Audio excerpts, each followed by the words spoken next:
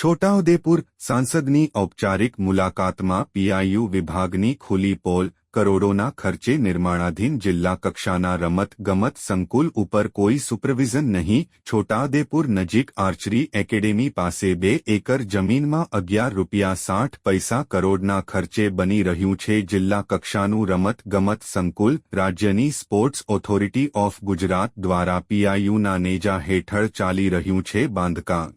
સાંસદની મુલાકાત દરમિયાન માત્ર શ્રમિકો કામ કરતા જોવા મળ્યા. કામગીરીના નિરીક્ષણ માટે વિભાગના કોઈ કર્મચારી કે અધિકારી ન હોવાને લઈ સાંસદે દુઃખ સાથે વ્યક્ત કરી ચિંતા. સુપરવિઝન વિના કરાતા બાંધકામની ગુણવત્તા સામે ઊભા થયા સવાલ. રિપોર્ટર રેહાન પટેલ, છોટાઉદેપુર.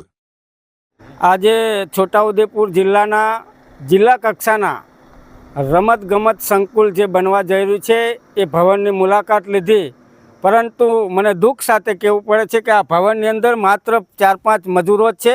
અહીંયા કોઈ સુપરવાઇઝર પણ નથી કે કોઈ દેખરેખ રાખનાર અધિકારી પણ નથી.